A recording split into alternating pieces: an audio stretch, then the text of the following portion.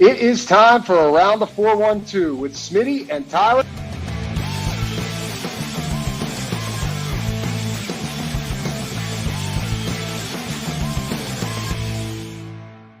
Welcome back to another episode of Around the 412. I am Tyler. With me, as always, is my co-host, Smitty. Be sure to follow us on all of our social medias at Around the 412. If you're not watching the show on YouTube already, go check us out. Subscribe to the channel. Hit the notification bell so you never miss a video or you never miss when we go live for Steelers Saturday Sit Down. During football season, we preview the upcoming matchup this week. Big week, Ravens week, the first one of the season. Pretty crazy. Got this far, and we have not played the Ravens. It's already December. But yeah, we'll be previewing the matchup, or I guess I should say, Smitty at least will be previewing the matchup. I may be at the Big 12 championship, so a little preoccupied. But Smitty will be getting you ready for Steelers and Ravens. Hit the notification bell on YouTube so you never miss when we go live. But also follow us on the listening platforms because we do post Steelers Saturday Sit Down as a podcast form afterwards, along with all of our podcasts that we post throughout the week as well on things like Spotify, Apple Podcasts, wherever you find your podcast. Follow Around the 412. Leave a 5-star review. And also go check out the description of the show, whether you're on the listening platforms or over on YouTube. You'll see all the links to our great sponsors in the description of the show. You'll hear about them throughout the show. And the first thing that you're going to be hearing about is Rockin' Around the 412. It's our Christmas fundraiser. And guess what? It's December. You're in crunch time. We are in prime Christmas time, Christmas music, Christmas movies, every single thing, including a Christmas fundraiser, which is crazy. We only have about a week and a half left till we wrap this thing up and put a bow on it for the 2025 season. We will only do one episode after this. Yep, 100%. Only one episode, and that's after the East Rochester Salvation Army is wrapped up with the Angel Tree, and we do that in the name of our late friend Dalton Keene. Tons of tags sponsored so far, so if you wanted to be able to pick up those, I believe for Smitty, he said that the gifts need to be to him if you're sponsoring a tag and getting him the gifts to the Salvation Army by the 6th, and I believe the cutoff for the actual date for the Salvation Army is the 8th. Monday the 8th, if you need to get a tag ready for the Salvation Army. So crunch time on that, only a few days left, and then we have about a week and a half left until the end of our GoFundMe mission, and that's something that you can donate to Smitty and I ourselves as well if you wanted to help out some individual families this time of year too, or we use that money to adopt tags if we do not have any families nominated. Either way, we're going to try to get as many children as possible, including this last week and a half, the Christmas that they have always deserved. So if you want to read more about the mission, we got the GoFundMe link below, or you can reach out to Smitty or I ourselves about it. This is definitely our most kids have been helped this year as opposed to other years, so we're grateful about that.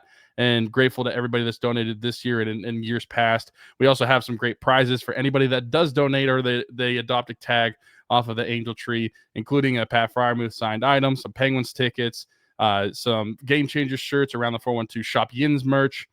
And, I mean, we're still open to an idea. If you have an idea, if you've donated and say, like, hey, this would be a cool gift, we're open to ideas. So reach out to us, let us know. But it's wrapping up soon. It's crazy. It's already Christmas time. It's already December. But about a week and a half left until year 8 of Rockin' Around the 412 is done. Yeah, I think I'm going to do, let me know what you think. I'm running by this by you in real time. I think I'm going to get a jersey and a mini helmet. So we'll have 2 Pat signed items. Okay. I feel like we haven't gotten a bunch of feedback. I've gotten a couple people just say, just go the jersey route. I think the mini helmets are cool. So I was just going to get one of each, I think, at this point. Yeah. To add to I don't know how Pat would feel about a signed chest, so mini helmet is probably better. So, we're probably gonna have people complaining, even though people who did not donate are gonna complain that it's a mini helmet and not a full size helmet. There was one year where there was a full size helmet involved, but I don't know that we paid for it. It might have been donated by somebody. I don't remember how that happened. I think it was donated 1 year. Yeah, we had a full helmet in 2021. But I don't remember how that came about. But anyways, be sure to get involved with that. I will say, I got like emotional yesterday. I was able to finish up the tags that we've had so far. I finished going through and doing on Amazon. On every single one of the ones that I was given this year, under like the stuff that they need, it says like toothbrush, deodorant, body wash, underwear, socks. Like, that's what these kids are putting on a Christmas list. You know what I mean? So it's just, like I just, I know obviously like growing up that I was blessed. I think it's just been so eye-opening getting involved with this to a degree that I don't know. Like I didn't expect I knew that it would like touch me and move me to be doing something like this, but like in ways that I never expected to. It has been super eye-opening just to see the way that other people live as opposed to the way that I've been fortunate enough to live. So yeah, I mean it's stuff that a lot of people take for granted and we don't even really think about it, but need to know that people are blessed enough to be able to have those things in their lives, and we're trying to give back to those that are not fortunate enough to be able to have those right now, and put a smile on their face this time of year and make their life a little bit easier this time of year. So yeah, obviously hopefully this is, the ability to have this stuff now to give them this lets them get into a position where maybe they're on the other side of it down the road in their future. That's kind of the way that I look at it. Like anytime that somebody, like I have this thing where after every Steelers win, whatever cash I have in my wallet, I give to people, like homeless people that are looking for money. And like, if they ask me, haven't been given a lot of cash lately, huh? Yeah, no, nope. We're going to talk about that. Whenever they ask me, like, what can I do? I'm just like, when you're in a position to pay it forward. And I think that, hopefully that's when people come out on the other side of their situations that they're in now, whatever has led them to be in this situation, or for these kids, hopefully they're able to grow up and lead a better life than every parent wants their kids to be better off than they were. So I actually, like, in these situations, can't imagine being the parent and, being in a position where you have to ask for help. I think that that's a very tough thing to do. But anyways, we're so thankful to everybody that has donated to this and continues to do so. It is wrapping up. I'll be taking that stuff over the beginning of next week for the Salvation Army. And then obviously on Saturday, the full thing wraps up. But we do have a couple local families that we're helping out as well. So please continue to donate, very least share the mission. We got a football game to talk about, though. It's funny because my friend John texted me a couple days ago and was like, feel like you guys could honestly just copy and paste last week's episode if you wanted to and not record one this week. And that probably would have worked for Tyler with his parents being in town and everything, driving him around. But we're here to record a new episode. Luckily, some transaction stuff did take place because I think largely we could have had basically the same episode. Very similar conversation. Talk about big picture issues that we feel like this team has, but let's focus on the individual game at least a little bit here. This team loses to the a little more than we Bills. did last week. We hardly even mentioned the Browns game, the Bears, yeah, the Bears game. Well, that's how much we mentioned it and forgot who the opponent was. They lose to the Buffalo Bills at Acrisure Stadium on Sunday. The Bills travel very well. I think that was expected. I was curious as to, like, compared to the Packers, how much it would be. I don't think it was that, but I do think that they traveled very well. Also, like, just a lot of awesome people, like great conversations I had with some Bills fans. My boy Alec was in town with his friend Alex, and his friend Alex is a Bills fan, so he was That's with a mouthful. us.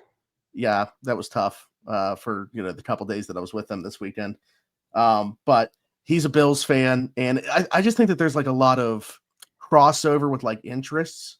A lot of like sports wise, food wise. I just think there's a lot of similarities between Pittsburgh and Buffalo, the way that they view things. So it was cool sitting by some Bills fans. Yes, the season ticket holders around me sold their seats to Bills fans. So obviously that sucks, and they're going to hear about it from me. But like I do enjoy the people of Buffalo, and they traveled well. Unfortunately for this one, definitely showed out. Steelers are winning this football game at halftime, and they never got things going offensively, but in the first half, that didn't matter. They held Buffalo to 3 points, so the defense did show up for the first half, and they lose the war of attrition, getting absolutely beat down in the second half, ended up giving up a stadium record rushing yard total to the Buffalo Bills in this one, in a game where we thought the Steelers would be able to have their way with one of the worst ground defenses in the NFL. It was the other side. The Buffalo Bills setting the rushing record for the stadium. Yeah, I don't even know where to fully start with this. I guess let's start with the Bills offense against the Steelers defense. Mentioned we were able to hold them to 3 points. Very first drive, Brandon Eccles gets an interception. In my opinion, TA, who we can certainly talk about, that was maybe the best call that he's had. Like, shows some pressure with Queen, ends up dropping him. Peyton Wilson ends up blitzing him. Josh Allen doesn't feel what's going on great and throws it right to Brandon Eccles, who was covering Khalil Shakir.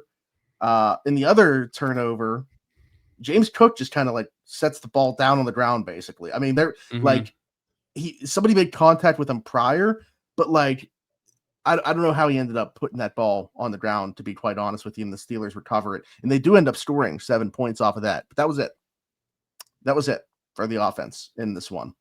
But yeah, I don't know that Derek Harmon, like, I don't know if it's a coincidence or not, that how drastic the run defense is with and without. I don't think that they're necessarily even great with him in the lineup, but they are the worst rushing defense, it seems like, when he is not in the lineup. And you're asking a whole heck of a lot of guys like Y.A. Black in the absence of it, who I thought started this game well, but did not play well overall in the second half. Keanu Benton did not play well. The linebackers did not play well, and especially once Queen went out with injury.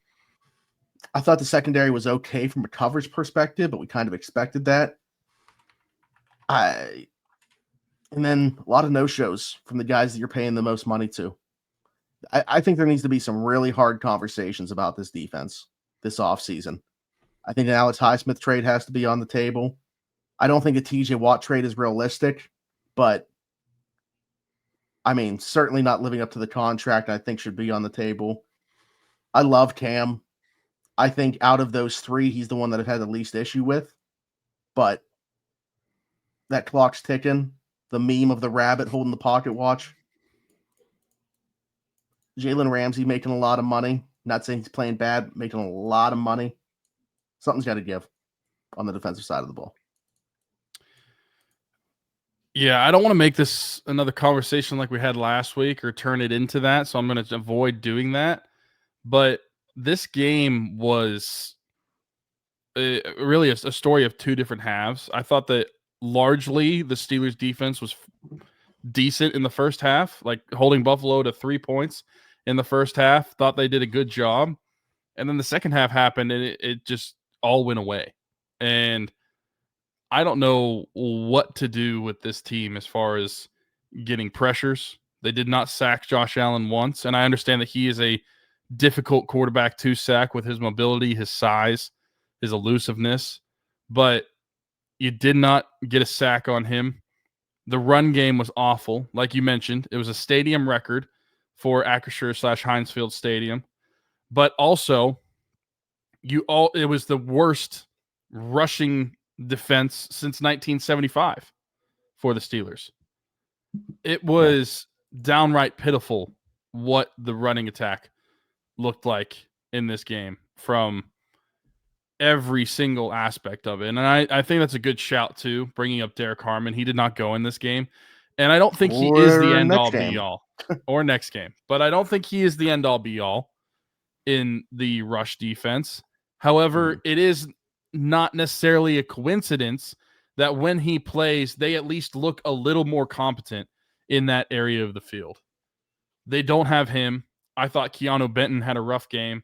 I thought Cam Hayward was fine for the most part. The jawing with Josh Allen, I thought was interesting. What is that during the game. about? Like that, I think that goes beyond this one game. Though. Yeah, I know. Like he's making it seem like it was all like he need him, but it seemed like it was going on far too long for it to just be that. Very confused about that. The edges were non-existent in this game. I didn't really think that there was much of an impact. And especially TJ Watt, you mentioned the contract, like not living up to the contract. You can't, obviously hindsight's 2020. If the Steelers could go back, maybe they question the contract. But at the time, what are you supposed to do? You're not expecting a fall off in play, but also you're hoping that he's playing better than he is right now. And they attacked him a lot in the running game in Buffalo. I think that that's something that, at least for the most part this year, we have said that even though TJ Watt is not being as impactful as a pass rusher, he's still impactful, but just not nearly the level that he normally is. He is still being an effective run defender. He was bad in this game. And they kept how many times they run to his side? Too. Like 20? It was like 19 times. I saw Nick breaking it down on like 19 times they ran to his side of the field.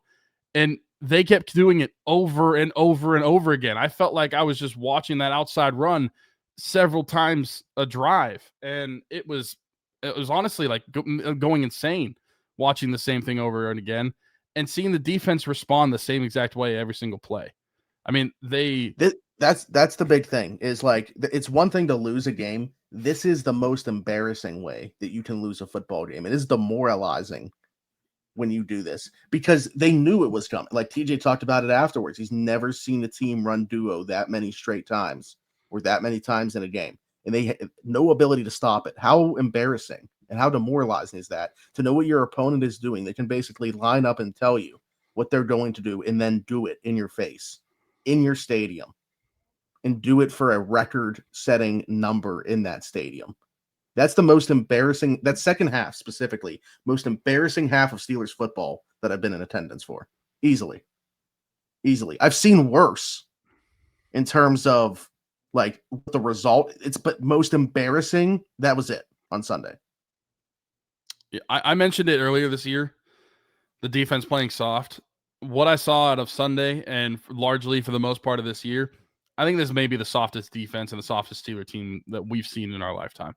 And maybe that's a little bit recency bias, but I genuinely cannot remember a defense specifically where they aren't willing tacklers, they are not sound assignment-wise, and they are just getting beat repeatedly by teams. And it doesn't matter who the teams are.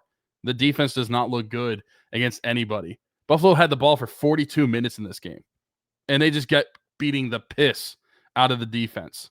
And it looked like the defense didn't even have any heart to fight back. And they would have ran less than 40 offensive plays if it wasn't for garbage time, which is insane.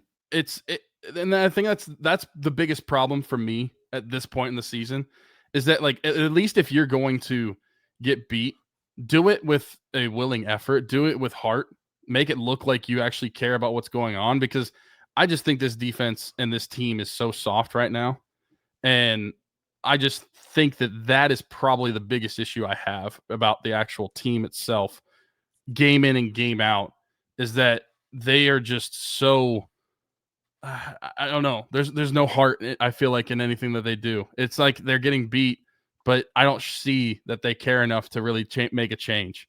And I don't mean make a change like what we talked about last week. I mean, like, in game, I'm not seeing any effort from these players to make a change about what's going on the field. And like you said, like, that is demoralizing to know that your opponent's going to beat you over and over again, but not being able to get over that, not being able to figure it out in game. And I think that's what has, like, been brought up by before. And I know JJ Watt has said it, and we might have brought that up on the show before, though. It's like the in-game adjustments aren't necessarily your coach, like, making those adjustments at halftime and saying that we need to change this and this and this. It's like you just see the rhythm of the game, how it's going, and you make adjustments as adjusting to what has happened former in the game. The Steelers haven't been able to do that. The Steelers in this one could not do that at all. The second half might have been the worst football from the Steelers defense that we've ever seen. And then, of course, the offense, which we're going to talk about here in a second. But first, we do got to play an ad. We're about probably 5 minutes over where we typically like to play one, but we got ranting. The thing right now is the highest paid players are not playing like the highest paid players. The guys that should be this have not been this. Right now, it looks like they have 0 game changers. What's going on, everybody? Smitty from Around the 412 here. Got to take a quick second to tell you about our friends at Game Changers. That's their logo. This is one of their shirts. Best vintage t-shirts in the game. Doesn't matter if it's sports, music, movies. They got you covered with their designs. Over 5,000 different designs in that catalog over there. GameChanger.la or Pick6.la. You'll save yourself $10 when you use the code AT412 on your order. The link is below to both of those sites. Go check out their entire catalog. Again, 5,000 different designs. If you go with the black or the white, it'll be true to size. If you go with the pepper, which I'm wearing right now, or the ivory, they'll be a bit oversized. It's a heavyweight material. Beautiful stuff. Go check them out. And again, save yourself $10 using code AT412 at checkout. And I feel like we can switch to the offensive side because I feel like anything else that we have to say about this defense, go listen to last week's episode. Because everything else is going to be big picture stuff that we already discussed. Yes, I would move on from Terrell Austin right now. I don't think you need to wait until after the season to do it. Do it right now. Let Mike call the defense for the rest of the season and see if it sparks anything. I don't know that it would, but before we move on, and because you said that, I want to bring up that on last week's show, I mentioned how I think it is more justifiable this year to fire Terrell Austin based off performances this season than it was to fire Matt Canada in 2023 when you factor in the expectations for what that side of the ball was going to do in 2025. I think that it is easily more justifiable this year than when it was in 2023. And I think it was justifiable then, but even more so now. Yeah. I mean, we were like, who in the world's going to call the offense if you fire Matt Canada? That was the big question. No question. If you move on from Terrell Austin, you know that person is already obviously on the staff who would be calling the defense. Let's talk about the offense, though. I thought Artie Smith had his worst day, and I don't even know how to quantify how bad I'm talking. I mean, this was horrendous. I thought from everything, from the game plan that they went in with to the in-game calling of plays, no sequencing, didn't have a feel for what was going on, and the players didn't play well, absolutely. But I thought he was terrible as well. I thought continually we're having this conversation in terms of the snap counts amongst the tight ends. Pat Freiermuth played 17 snaps in this one. I mean, I get it. I'll say this every time that we talk about him. I feel like I need to preface You're it. biased. I understand that. 0 targets in this game when you have had absolutely no rhythm to the passing game at all. I don't get it. I don't get what they're trying to do with Jonnu Smith when he is on the field. I mean, they had him as a lead blocker on a 4th down and 2 call. Kenny Gainwell running out of shotgun. He's tasked with blocking Gregory Rousseau. What are we doing? I mean, he's the worst blocking tight end on the team. He's the worst blocking tight end in the league, in my opinion. And doesn't separate first man coverage. I just don't get what we're doing with him. Every time that he's out there, it feels like a wasted snap. I think that this team can basically live out of 12 personnel with 80 and 88 on the field right now. And I don't think that that's going to drastically make this offense good. But I think that we've seen, for whatever reason, it's limited opportunity, that good things happen when Pat Freiermuth is targeted in the passing game. So I can't figure it out. It's mystifying to me.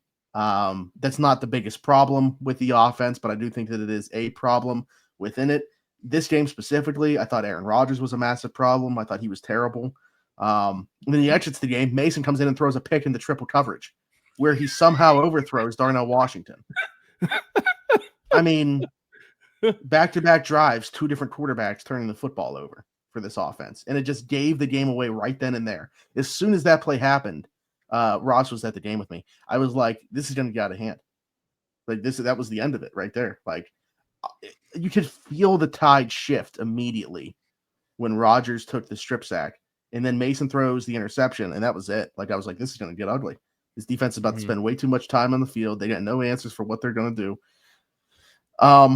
Bad day all around for the offense. I thought that I don't think the offensive line was necessarily bad. I thought Aaron was bad. I didn't think the playmakers were very good. They continued to not be able to create separation, which against this defense, very bad athletes on that side. Like, I think Christian Benford's a really good corner, but it's not because he's a good athlete. These guys were not able to create separation. The secondary guys weren't able to run the ball because they were stacked in the box. Buffalo tackled much better than I expected they were going to, which was the inverse of what was going on the other side. So you got to tip your cap in that respect, I think. But yeah, no answers for what Buffalo's defense wanted to do. Massively, massively outcoached on both sides. Yeah, the trajectory for Arthur Smith in recent weeks has been going the wrong way. I thought that it was an awful game called from him. Questionable game plan from the start. Once again, I leave a game where I don't think that they're running the football enough in a game where we thought that was the one thing that they could do or should be able to do is run the football. They run it 18 times, including a carry by Aaron Rodgers for 0 yards. So if you want to count that, they only kind of run the ball 17 times with their running backs. Like, they didn't run great, but I still don't think that they ran it enough. and not having the football enough, getting down late in the second half, that also plays into the factor of them not running the football enough. But you bring up the tight end usage. Jonnu Smith is seeing the field way too much. I mean, we bring it up all the time where we are questioning why Kenny Gainwell is getting the snaps that Jaylen Warren should have, in our opinions. And I'm ready to forget that conversation, because I think that in recent weeks, Kenneth Gainwell has been fine when he's seen the field. He's been more than fine in some areas. And so I feel like I need to tell you this. I can't tell you. I mean, not Pat. Got to preface by saying that. Can't tell you where this information came from. Internally, Kenny Gainwell was viewed as the starting running back for this team now. Wow. That's crazy. Yeah. We still, I mean, when we see how the snap share ends up going forward, just keep that in mind. Well, it's interesting because, I mean, Jaylen Warren carried the ball 10 times in this game. Kenneth Gainwell only 5. Mm-hmm. Jaylen Warren did not, or he had 2 receptions. Kenneth Gainwell had 2 receptions. I don't know. That's actually wild if that is the case. We've talked about all season long how Jaylen Warren's your best offensive player. If that's actually what the locker room thinks and that's how it's going to operate, that's going to be a fun. Well, I don't know if that's what the locker room. I'll be honest. I think that there's a lot of people questioning Arthur Smith right now. I'm sure there are. I'm sure there are. There are a lot of questions outside the locker room questioning him.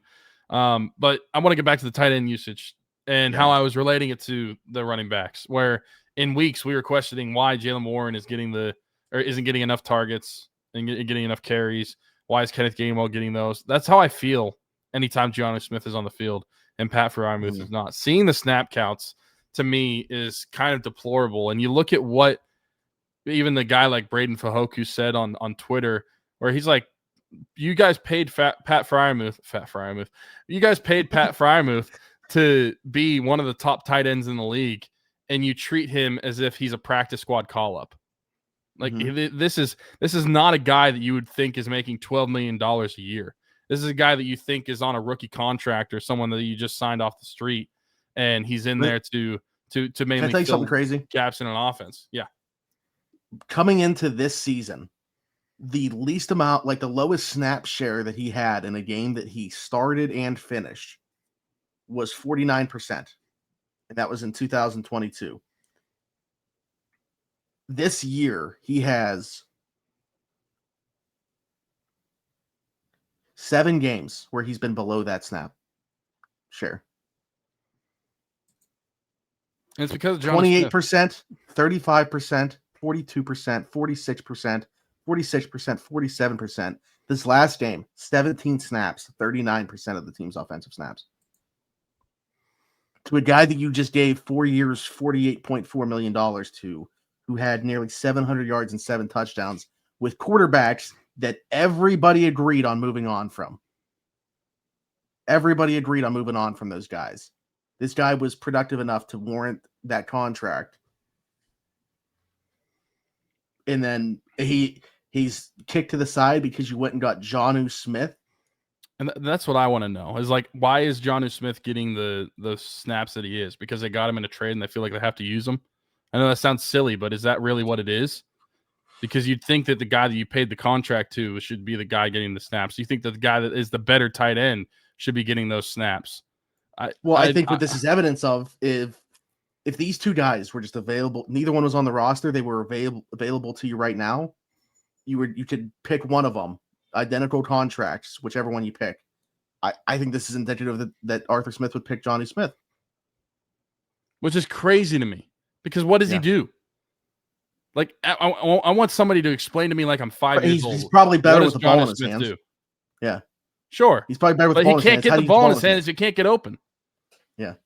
Yeah, it's got to be like a screen, or a pitch behind the line of script. Yeah, you got to use him basically like a running back to get the ball in his hands.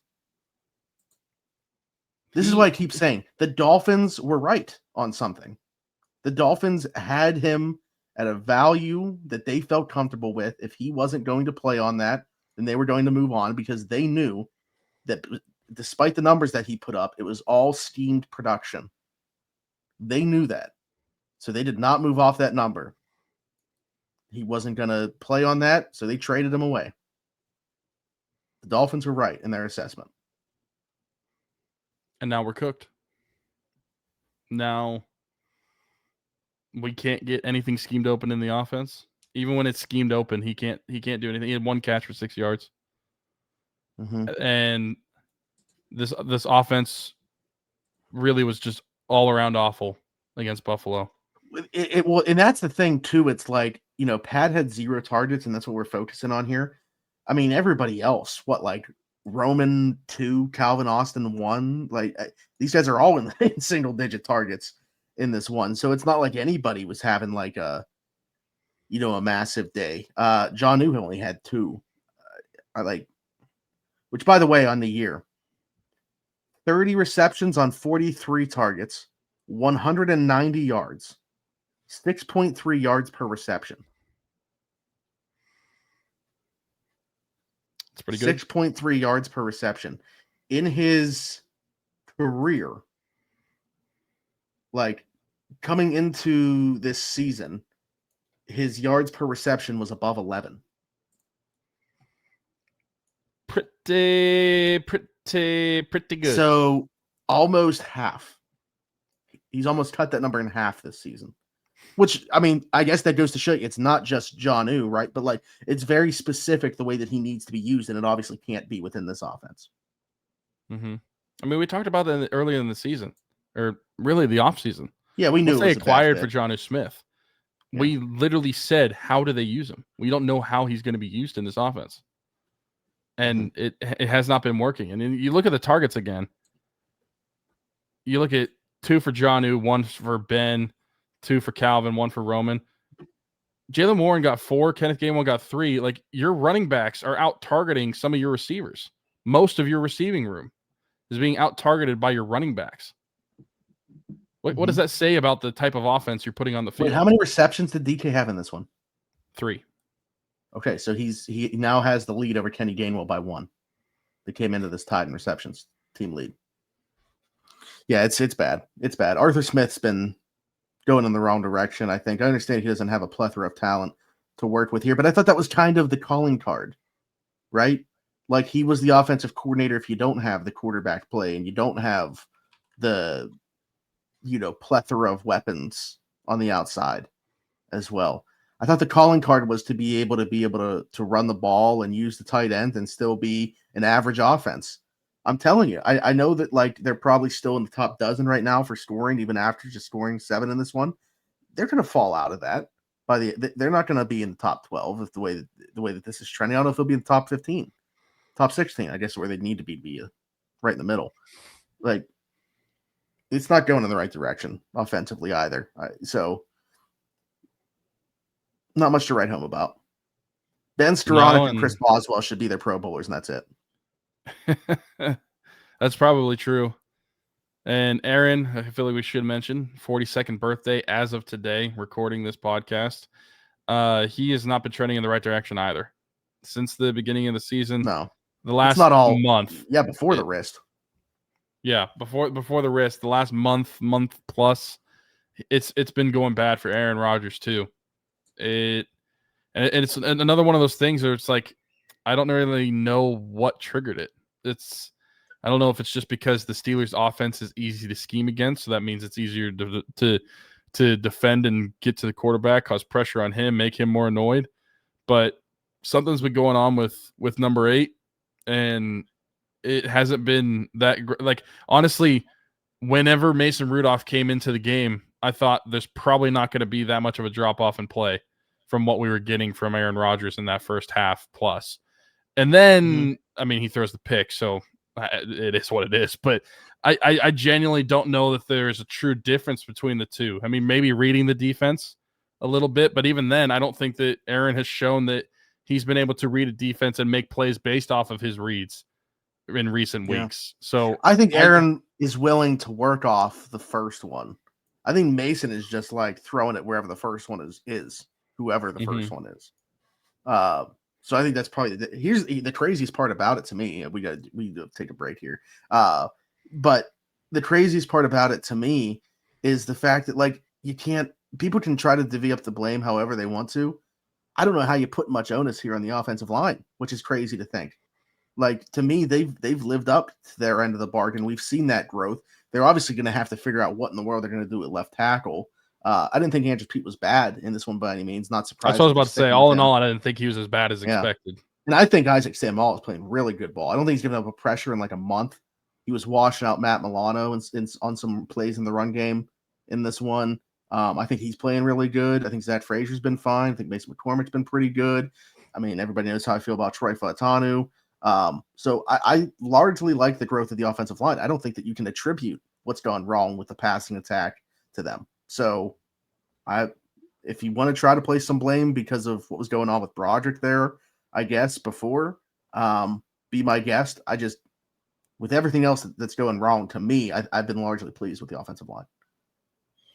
Yeah, I agree. I don't think that they've been the overwhelming problem of the offense. I think that they've been fine for the most part. With Broderick Jones, I mean, he's been injured in this game, or in the previous game, excuse me. But I thought Andrew Pete did fine in his role. We mentioned on Steelers Saturday Sit Down the confusion as to why he was getting the starting job over Calvin Anderson, but I thought he was fine. Like, I didn't really notice anything that was that egregious. And honestly, the most egregious thing the offensive line did probably came from Zach Frazier on that bad snap, that low snap, that Aaron Rodgers had to go back and get. But like in everything else, completely forgot about that. Yeah, that's like the one glaring thing about the offensive line where I was like, yeah, that's really bad. But besides that, when you look at, especially when you compare it to everything else with the offense, I feel like this is not the year where we can just point at the offensive line and say that's the problem. Absolutely not. All right, well, maybe there's some reshuffling of furniture that we can talk about when we come back. I guess the question is, are they reshuffling furniture or are they reshuffling furniture on a sinking Titanic ship? We'll talk about that when we come back. First, we'll tell you about Keeks. What's going on, everybody? Smitty from around the 412 had to take a quick second to tell you about our friends at Keeks Barbershop. That's Keeks Barbershop, 401 Burkage Way, Suite 2 in Beaver, PA. Download the app, The Cut. Book an appointment with Christian today, or you can do a walk-in with Tony or Ashley. Again, download the app, The Cut, to book an appointment today, or they do take walk-ins as well. Could not imagine going anywhere else. Old school vibe in there. Check them out. I feel like the writing was on the wall for this. I think that we've discussed this on here. Maybe a week prior, we expected it to happen. Darius Slay, no longer a member of the Pittsburgh Steelers. Asante Samuel Jr., who made his Steelers debut in this game against the Bills, made Darius Slay a healthy scratch. Figured the writing was on the wall there. Figured he was going to ask for his release. It was put out that it was mutual, but to be honest with you, I think the Steelers would have liked to have kept him around for insurance, like especially this week with James Pierre having to try to clear the concussion protocol to be able to play on Sunday. So I think this was more about, doing right by Darius Slay and letting him try to catch on with somebody, Philly, for a playoff run here.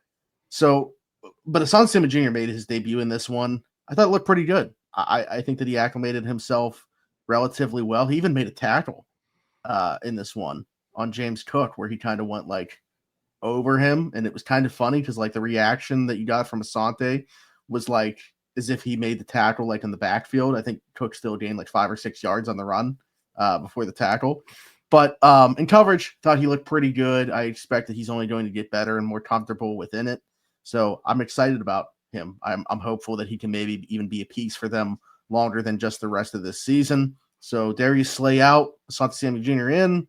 What do you make of it? Like you said, it was writing on the wall with the decision to elevate Asante Samuel Jr., but I don't really think that it impacts the secondary a whole lot outside of depth. I think that having Asante Samuel Jr. and Darius Slay, that just meant some more depth at the corner spot. But with Darius Slay gone, you may not have as deep of depth anymore in that room. But with Asante Samuel Jr., maybe you get somebody that plays better than what Darius Slay was able to give you, especially in man coverage. Darius Slay was unplayable in man. He has to find somebody that will play some sort of zone that he feels comfortable in. And clearly that just never jived in Pittsburgh. He just never really felt comfortable in the defense. Didn't look like he was I'm comfortable. telling you, he's going back to Philly, right? I mean, they play a lot of quarters coverage, which is like man that converts to zone. Like I just think that he's going to be. I just think it suits him. That defense suits him, and we know that. I don't think that it's and his familiarity that drastically different at 34 than he was at 33. Can he? Like, I mean, he's at the age where I guess you could fall off at any point in time. But like, especially with where Philly's at with their corner situation, Adoree just got hurt on Thanksgiving. Or no, not that. When did they play? Was it on Thanksgiving? No, they didn't play. No, they didn't play on Thanksgiving. So Sunday. Yeah, No, Friday. They played on Friday. That's right, the Bears game. Yeah. They were the Black Friday game. That's why I was thinking Thanksgiving because I was like, I don't think it was on Sunday. Yeah, I just think it lines up for them to make that move. So it's kind of what I'm expecting. Yeah, I just don't think it worked out. I don't think it was necessarily a good fit. I thought it would have been a fine fit. Like I was excited with Darius Slay. I thought it was a good offseason addition.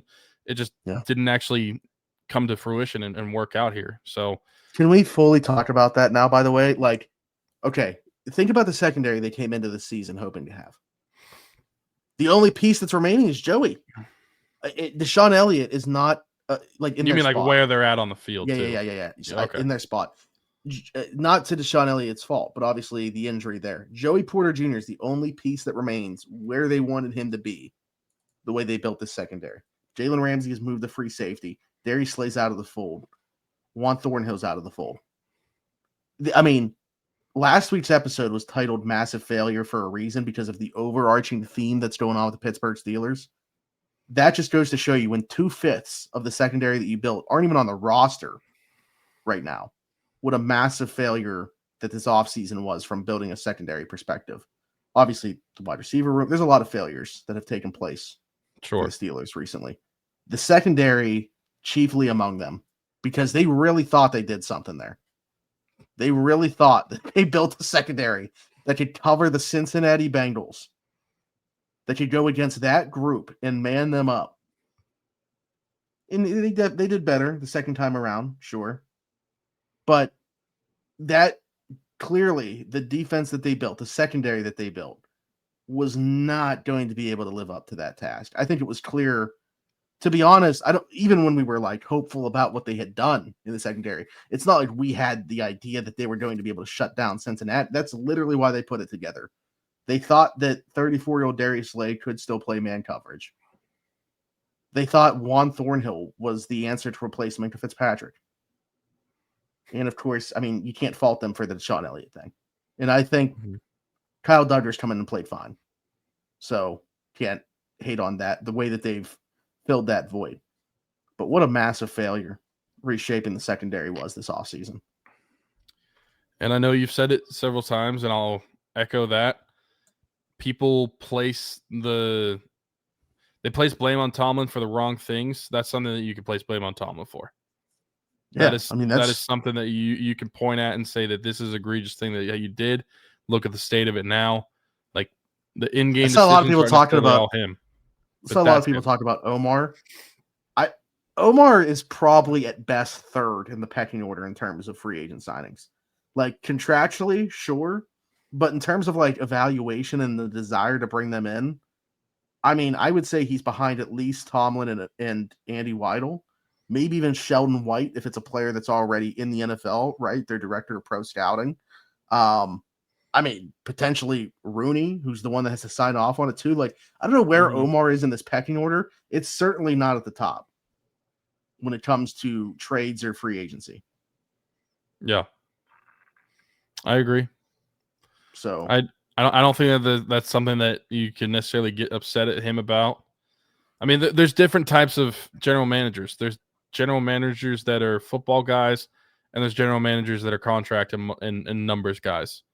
I feel like he's the latter, and I feel like that's fairly obvious out of the two. And well, I don't want to make it seem like he doesn't know about football. Like no, but like he's not like he doesn't have a scouting background. Mm-hmm. He has a numbers background. Yeah, and that's fine. I think it's just like the amount of football that he's consumed in that numbers background has allowed him to be multifaceted, where I think that he definitely knows, obviously, quite a bit about football and can be in that role. It's just we know who's running the ship from that perspective. And I think that Andy Weidl was brought in here to kind of fill that role from a GM perspective. So he's not at the top of the pecking order when it comes to bringing in the talent via trade or free agency, other than working out the numbers on the contracts and set deals. Mm-hmm. One more move to talk about. We'll take one more break here and then come back, talk about it, play one more ad, get out of here. But first, tell you guys about Shop Yins. What's going on, everybody? Smitty from around the 412 had to take a quick second to tell you about our newest sponsor, Shop Yins. A lot of people been asking me about around the 412 merch. We got it. Down below is the link, shopyins.com. Save yourself $10 off a minimum purchase of $30, which is basically like you're just buying one t-shirt if you're over there right now. Orders of $75 or more also get free shipping. And while you're over there, don't just check out our Around the 412 stuff. Taylor's got Penguin stuff, Steelers stuff, Pirate stuff, a bunch of good stuff always coming out.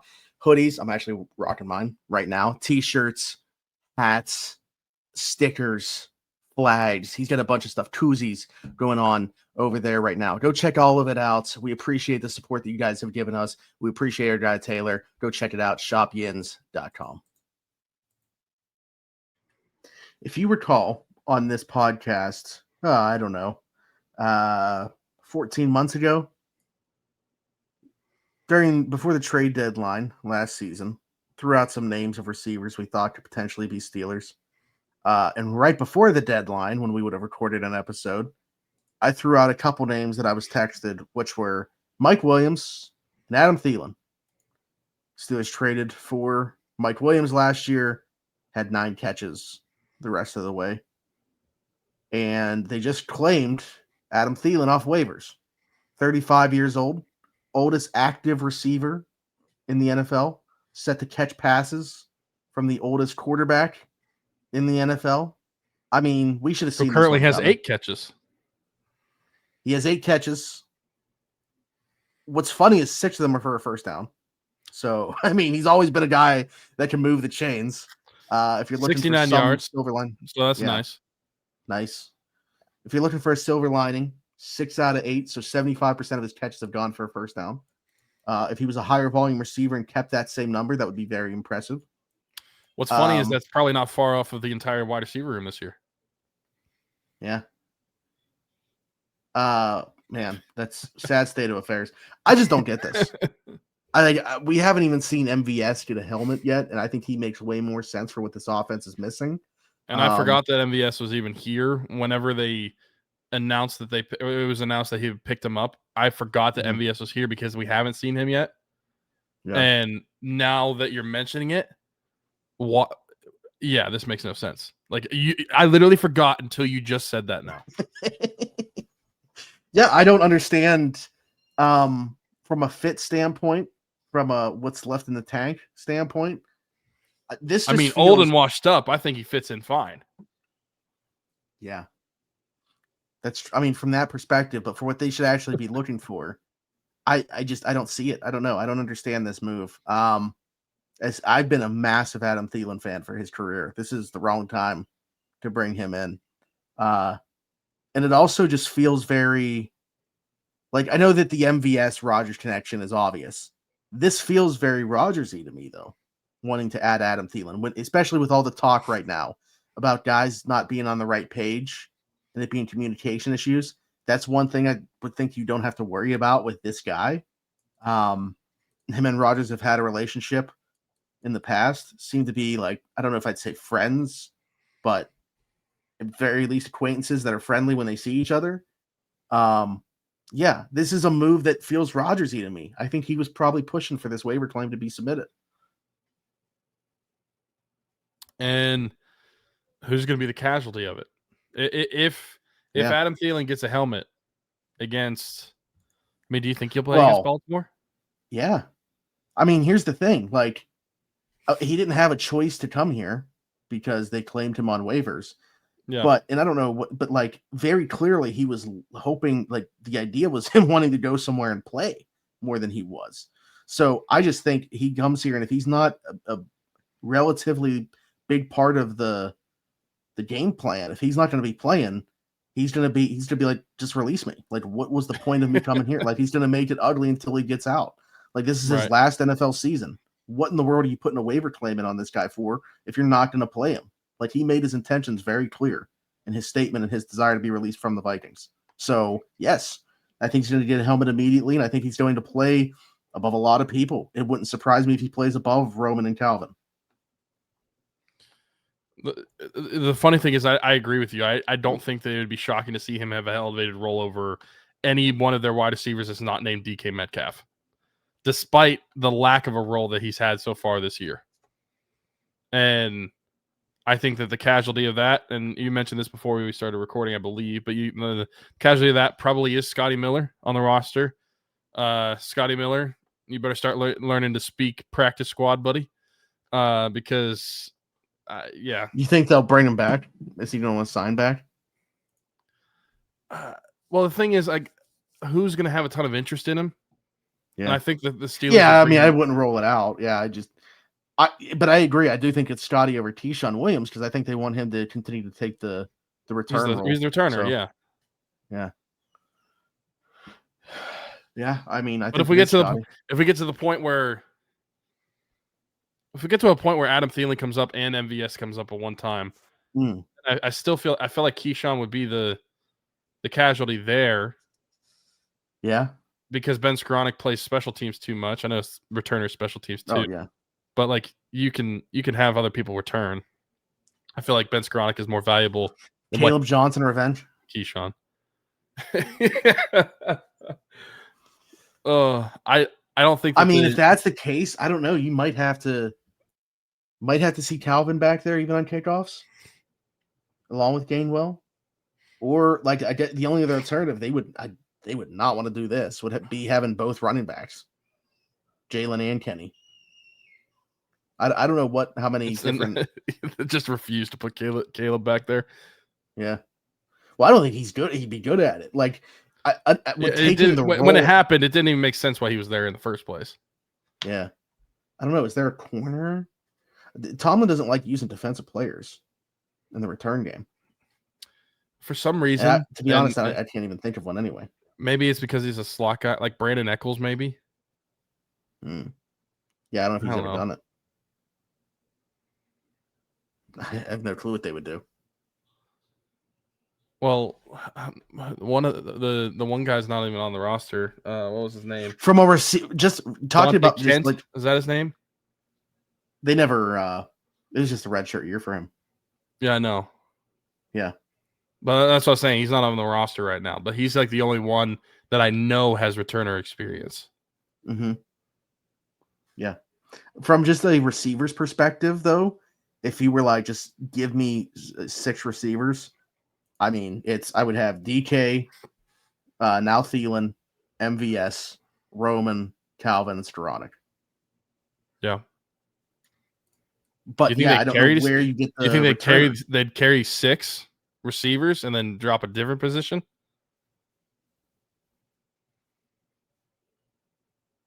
Well, I'm just thinking they're going to be carrying 6 right now.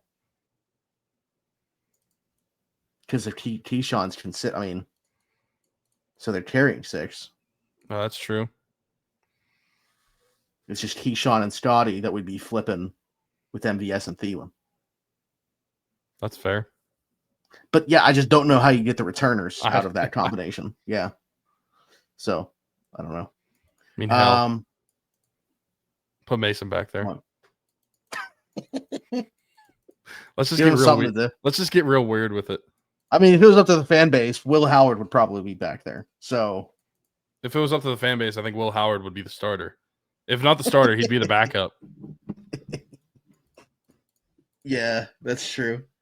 Well, it's like someone texted me whenever Mason threw the pick, Howard time, and I said, "You understand that it would take both Rodgers and Mason getting injured and not being able to come into the game for Will Howard to be the quarterback." Yeah.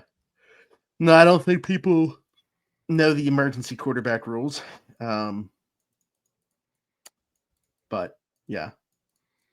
They could Do you do remember? it now. Like Do before you the game. remember there was one game way before the podcast era that Heath Miller was the emergency quarterback, and we almost came close to it.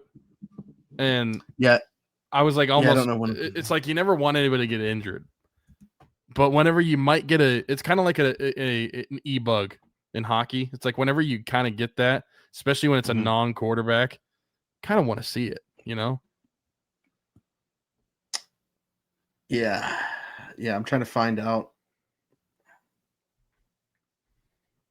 I know it was Heath Miller that was the emergency. Yeah, no, it definitely was. I'm just trying to figure out what game specifically it would have been where that became. Oh, against the Chiefs? Yeah, 2012. 2012 against the Chiefs. Yeah. Oh, I was there. Yeah, I was there. Oh. I was at that game. It was like a Thursday night game. Okay. How'd that go? I don't remember it at all. Steelers won because I'm undefeated at Steeler games. Okay. Yeah. I mean, I'm just reading a brief synopsis here that Byron left, which was also hurt in the game. And if he would have been hurt, Heath Miller was going to have to come in. Like if he wasn't able to go back in. Yeah. So. Yeah, I remember being at that game. Yeah. 6-0 at Steeler games. Wow. Not a huge sample size, but undefeated still. Need to get him back. Need to get him back in the building. When do you think you'll be able to go to another Steeler game? I mean, hopefully next year. Are they close to you next year? I don't know. I mean, when I say hopefully next year, I mean hopefully I go to a game in Pittsburgh next year. Oh, okay.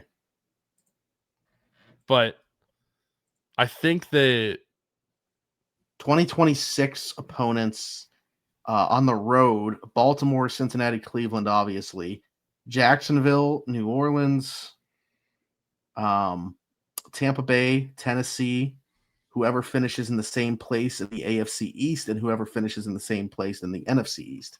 So maybe Dallas. Maybe. Actually, that's likely, I think. Baltimore wins the division. Philly wins the division. We're in second. Dallas is in second. I'd say that's the favorite to happen right now. Yeah, and Dallas, at least from here, would be a 4-hour drive.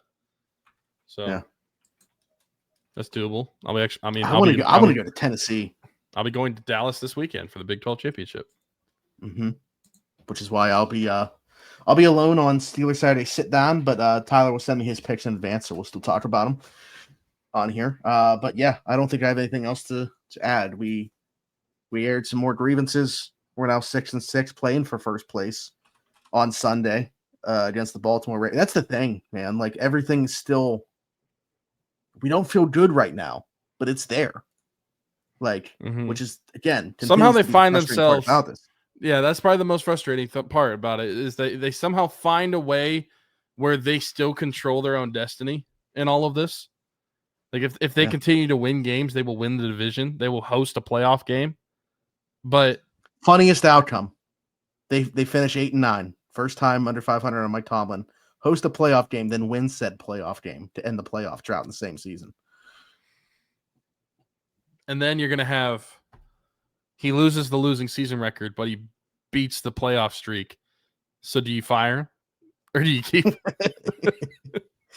I mean, we can have the discussion as much as we want, but we know that he's not going anywhere regardless. Right. Yeah. If they had 0 wins this season, we could be talking about it, but it wouldn't be a conversation internally. Before we wrap up, I know we're playing an ad and then we're going to get back out of here, but before we wrap up, I wanted to ask you, because you were in the stadium, what was it like whenever Renegade was booed? I don't think I thought much of it in the moment until afterwards, where like people were making something of it, and I had like a moment of reflection and was kind of like, that did happen, and I don't recall that ever happening before. Like people were making something of Tomlin being like the fire Tomlin chants, and I've heard those before. Like people were making it seem like it was the first time, maybe not as loud, but in 2023 when they lost back-to-back games to Arizona and New England, that was absolutely happening in stadium, loud enough where I could tell that it was the case. but like, yeah, booing Renegade, I think, is entirely different. I mean, that I know for certain, like, I don't know. several people, like Kabali, Chris Carter, like Taken back by it. Allen might have said something, like they had never heard that before. Yeah. Well, yeah. I mean, not that I was one of the people booing it, but like, I don't know. You don't have to play it. Like, pretty awful feel for what's going on their end to play it, in my opinion. I feel like they set themselves up for that to happen. Yeah, I don't know. I don't know how to describe it. I don't know how to answer it. It's certainly a bit like shell shocking to think about afterwards. Like I said, like in the moment, I didn't really think about it, and then I like had a moment of reflection. I'm scrolling on the TL after the game, and I'm like, I'm seeing all the clips, and I'm seeing people talking about it happening for the first time. Like you're talking about people that cover the team and stuff, and I'm like, yeah, I don't know that I've ever seen or heard that before. So it certainly is like when you're part of something that is a one of one thing to happen, and it's in a negative light. I guess that's going to happen. Like it's going to be a bit shell shocking, but yeah. I mean, have you ever been at a game that you can recall where they didn't play it? Yeah. 2022. What game was it? Maybe the opener against New England, because I don't think that they were ever even like at a point where I would have thought. Was it 2 years ago the opener? Or was it last year? When did they open? Against San Fran. Yeah, 23. I don't remember if they. Well, see, I left the stadium early. Now that you're saying that, I forgot about that happening actually. So yeah, there's only been 2 times since I've had tickets that I've left games early. They were both in 2023. That game and the Arizona one. Different reasons. That San Francisco game. Yeah. That also seems like a game that they weren't in reach. Yeah, they might not. Probably wouldn't. Certainly didn't while I was in there. I left probably 7 or 8 minutes left. So I mean, what would the score have been? What was the final score? 26-7. In this one. Yeah. 26-7. Would it would that have been the score whenever they played it, or did Buffalo score after it? I don't remember, but it seemed like the game was out of reach. It seemed kind of pointless, and it's almost like a read the room situation. Yeah, I want to say after. I think it was already. Yeah, I feel like it's kind of like a read the room situation. Or maybe it was 23. I think Buffalo kicked a field goal kind of late, right? Yeah. So it's probably 23-7. Yeah, read the room. PA announcer. That's what I'm saying. I thought it was just like, you don't have to play it. You've not played it before. So, but it is what it is. I'm not going to make anything of it, too much of it one in either direction. Like, yeah, I was just curious because you were actually there. So, yeah, I was, and I'll be there every home game. People were like complaining to me, trying to do like the Pirates thing. Like you're the problem for still going to games and spending your money and whatever. Like, I don't know, not to make it sentimental, but like there's going to be a day where I'm not able to do this, where I'm not able to create these memories. So like, I'm going to go until the wheels fall off and I'm not able to do it. That's kind of the way that I look at it. So while I personally have not been going to Pirate games for a bit now, that's like my decision. I don't bash anybody for doing so. It's what they want to do. Also, I mean, the Steelers in the NFL are a little bit different than baseball. It's I'm just saying, like, to each their own. No. I'm saying to each their own, but like the finances and like I don't think it's going to impact the NFL that much. Yeah, for sure. But what you can impact is supporting small businesses. One of them above Tyler right now, Marcelo Electric, will play their ad, come back, and close out this thing. What's going on, everybody? Smitty from around the 412 here. Had to take a quick second to tell you about Marcelo Electric, serving Beaver, Allegheny, Lawrence, and Butler County. Whether it's residential, commercial, or service calls, our boy Brandon Marcelo's got you covered. 724-614-0611. Again, that's Marcelo Electric, 724-614-0611. The link below in the description takes you to his Facebook page. All his contact information is there, as well as a lot of the projects that he's been working on. Does great work. Couldn't recommend him enough. We'll be back. Well, I'll be back on Saturday to do this thing live, breaking down, previewing, predicting this game against the Baltimore Ravens, which is for first place in the AFC North. Is everything that we've said. This team is competing for first place on Sunday, going to Baltimore to try to get one to put themselves back in first place. Be sure to like, subscribe, hit that notification bell. It sounded like you were about to say something. I was just gonna say the Battle of Mid. I don't know if I'm yeah, sure we got Cincinnati feeling kind of good now. Like if they can get to 9-8, win out, they'll be the team representing the. And I don't think it's that crazy. I'll be honest. Like I don't think it's that crazy. Their defense has played better the last couple of weeks. Burrow back. The division's so bad. I don't think it's going to happen. Like they got to play Buffalo this. If they lose one more game, it's over, and they play Buffalo this week. So I don't think it's like super crazy, but I also don't think it's going to happen. Be kind of fun though. If it's not going to be us, I would rather it be Cincinnati's because I think it'd be hilarious. That's what I mean. Like it'd be kind of funny. Yeah. And also, I don't know if that were to happen. Especially how hot they would be going into the playoffs. You'd have to think they'd be the most dangerous team from the division that could do it and actually make a little bit of a run. Yeah. I mean, sure. I think Baltimore is the best team in the division still, despite what's happened. I still think if you're picking one to win this division right now and one that could do anything, it's Baltimore. But I'm just saying if Cincinnati were to go on the run we're talking about, that would have to get them to the playoffs. I think that would be the hottest team. It's kind of a similar conversation. I mean, there's a little bit easier of a path for the Cowboys, but like similar conversation. Oh, like man. if Yeah. the Cowboys go on a run Definitely like really that good to get into the playoff, there's going to be a lot of people talking about how they're the I'm hottest team in the NFC. Not saying like overall or that they're going to be, but right now, just the way that they're playing currently, I think second best team in the NFC. Yeah.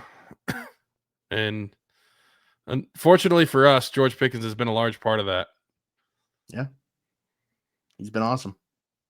So, anyways, be sure to like, subscribe, hit that notification bell here on YouTube. If you listen somewhere else, leave us a 5-star review and subscribe.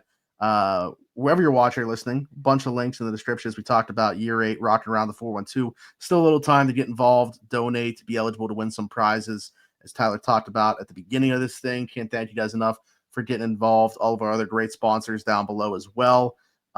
If you're watching, be sure to hit that notification bell because Saturday we'll be going live. As I said, Steelers Saturday sit down. I'll be here previewing and predicting this thing against the Baltimore Ravens and then giving you Tyler's predictions and stuff as well. If you're listening somewhere else, new to Spotify, you can actually comment on the individual episodes. So you can ask questions and leave us comments that way as well. So be sure to do that. Hit us up on all of our socials at Around the 412. Hit Tyler up, Weiler_Teach33. Hit me up everywhere, Zachary Smith, PGH, and I think that's it. Hopefully you'll join me on Saturday. If not, we'll see you next week, and either going to be 7-6 or 6-7. Till then, Smitty for Tyler. This has been the Around the 412 Steelers show. We'll talk to you next time. Bye-bye.